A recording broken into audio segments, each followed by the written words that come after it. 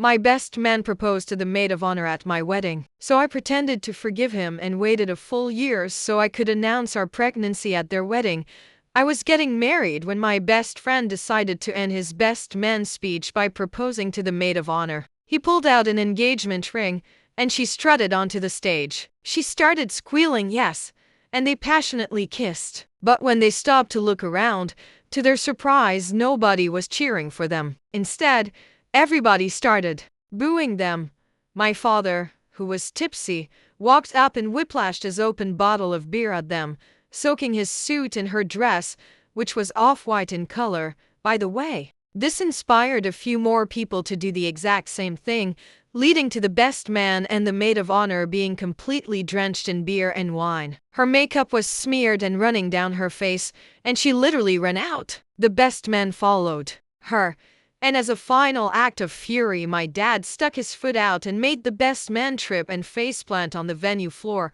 He got himself back up and sprinted out. Even though they were gone, the wedding was ruined. In the heat of the moment, I stood up and ran out. When I saw the best man and maid of honor, I did not hold back. They were both still soaked, standing awkwardly as if unsure what to do next. The best man turned when he saw me coming, his eyes wide with a mix of guilt and disbelief. The maid of honor stood close behind him, her once pristine dress a mess of spilled drinks and smeared makeup.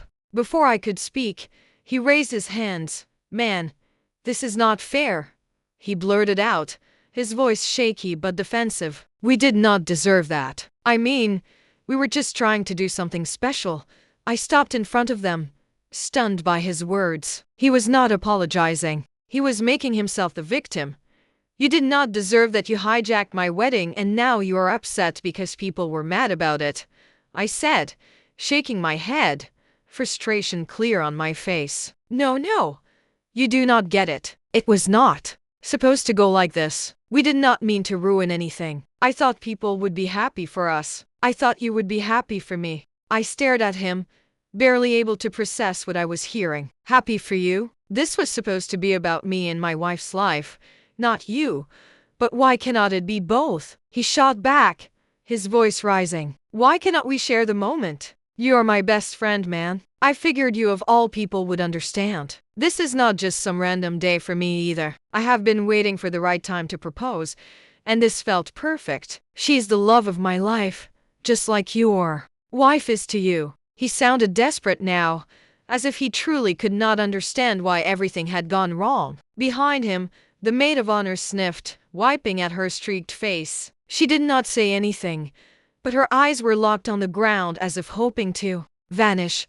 I took a deep breath, trying to hold back the surge of anger. "You thought this was the right time at my wedding. You could not wait one day, not even until after the reception." The best man groaned, running a hand through his wet hair. "You are blowing this out of proportion. It was one little moment, and now everyone hates us. We got drenched in beer and wine like we are the villains. I thought we were family. I did not expect this from you." I clenched my fists, disbelief hitting me again. "You do not get to act like the victim here. You made this all about you, and now you're surprised people are upset."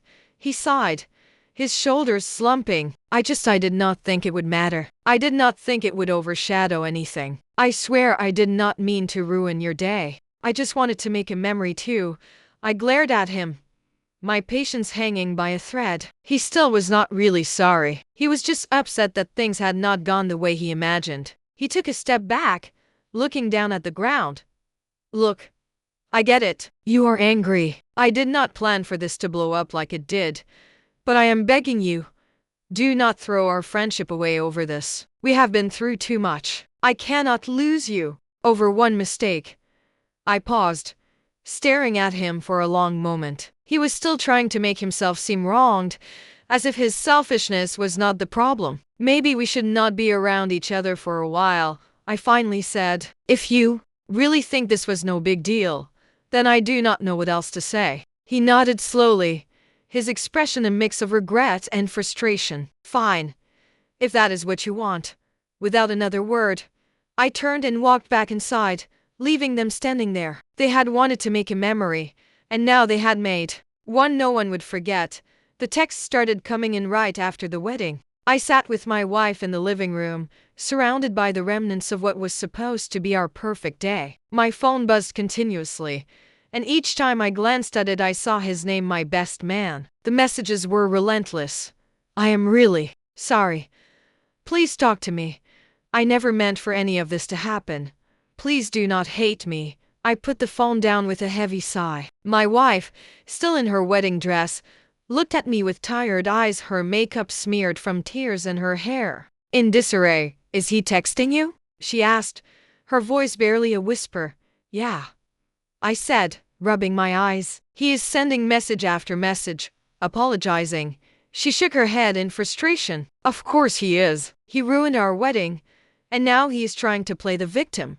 I did not have the energy to argue. I just nodded. My mind was spinning with the events of the night. My wedding day had been taken over by his ill-timed proposal, and now he was making it about himself again with his constant apologies. The texts did not stop. They kept coming, texts, calls, even emails. Each one was a new plea for forgiveness. He claimed he did not mean for things to go wrong, that he thought it would be a special moment for everyone, and that he was sorry. It was as if he could not understand why people were angry or why his actions had been so hurtful. By the end of the week, my patience was wearing thin. My wife had already decided she wanted nothing to do with the maid of honor. They had been best friends for years, but after what happened, my wife cut off all contact. I am done with her, she said firmly.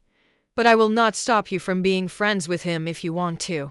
I felt conflicted. I missed my best friend, but the way he had ruined our wedding made it hard to forgive him. Despite my mixed feelings, I agreed to meet him for coffee. Maybe talking in person would help clear things up or give me some closure. The day of the meeting, I arrived early and waited at a small cafe. When he walked in, he looked like a mess. His clothes were wrinkled, his hair disheveled, and his face red and tired. He sat down across from me, his eyes avoiding mine, and stared at his cup of coffee. He started talking as soon as he sat down. He went on and on about how he did not mean for the wedding to be ruined. He said he thought it would be a great moment for everyone and that he was genuinely sorry. He mentioned that he had been overwhelmed by his feelings and that he had always wanted to propose to the maid of honor at a special event, and it just felt right at that moment. As he spoke, I felt a mix of anger and pity. He was still trying to justify his actions and make it seem like he was the one who had been wronged. I listened, nodding occasionally, but inside I was thinking about how he had completely overshadowed the most important day of my life. I did not expect this to blow up like it did, he said, his voice breaking. I thought people would be happy for us. I did not want to take away from your day. Please do not let this ruin our friendship. I tried to stay calm, but it was hard. It felt like he was still not taking full responsibility for what happened. I told him that I would think about it, but deep down I knew our friendship had changed. I pretended to accept his apology, but I was already planning my next move. For a good amount of time, we did not speak much, nor did we hang out. We met up a few times over the course of a year, but even then we barely had anything to talk about. Not a single meeting went by that we did not get into an argument about the wedding, and with each passing meeting I realized we were not really friends anymore. About a year into that, life took an unexpected turn for my wife and me. We found out we were expecting our first child. We had always wanted a family, and this news was the silver lining after everything that had happened. We decided to keep the pregnancy a secret until the right time. One day I got an invitation in the mail. It was from the former best man and the maid of honor. They were getting married. I was surprised they even sent an invitation after everything. My wife and I discussed it at length. I do not want to go, she said, but if you feel like you need to, I will support you. I thought about it. Part of me wanted to ignore the invitation, but another part saw it as an opportunity. It could be a chance to get back at them in a way that felt justifiable. We decided we would go. It would be a way to move past the hurt, but also to make a statement. The day of their wedding arrived, and the difference between their wedding and ours was striking. Their venue was smaller, and the guest list was noticeably shorter. It was clear that many people had turned their backs on them. It was a stark contrast to the grand celebration we had during our reception. I waited for the right moment. The room was filled with an uneasy silence. People were polite but distant. When the time felt right, I stood up, my wife beside me. "We have some exciting news," I announced to the crowd. "We are having a baby." The room fell quiet. A few guests clapped, but the mood was heavy. The best man and the maid of honor looked over at us, their faces a mix of shock and anger. The groom's face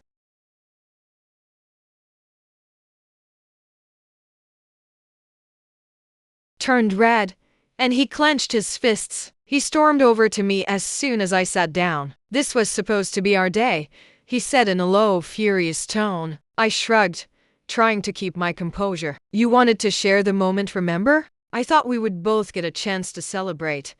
He glared at me but could not argue. The damage was done, and the mood of the wedding was forever changed. It was not the celebration they had hoped for. As the years went by, there was little to no contact between us. The once close friendship had dissolved into mere memories. I heard through mutual acquaintances that the maid of honor and the best man's marriage had fallen apart. Rumor had it she had cheated on him and taken all his money. One day, out of nowhere, I received a message from him. The message was a desperate plea for help.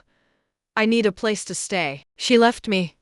Took everything I have. I have nowhere to go. Can I crash at your place for a while?" I stared at the message, feeling a mix of emotions. I did not want to be cruel, but I also felt like I had already done enough. I took a deep breath and sent a reply. "I'm sorry, but I cannot help you. I think it is best we keep our distance." I hit send and then blocked his number. The past was behind me, and I wanted to keep it that way. The revenge I had planned had come full circle, and it felt like justice had been served. The best man and the maid of honor were no longer part of my life, and I was ready to move on. After blocking his number, I hoped that would be the end of it, but a few days later my phone buzzed with an unfamiliar number. Reluctantly, I answered, and to my surprise, it was him again. "Please just hear me out one more time," he pleaded. "I'm at rock bottom and I do not have anyone else. I know I messed up, but this is really bad. I need your help."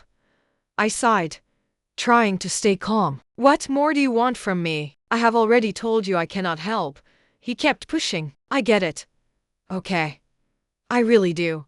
But think about what we had. We were best friends. I know I made a mistake, but everyone else has turned their backs on me. I am all alone and I do not have anyone left to turn to."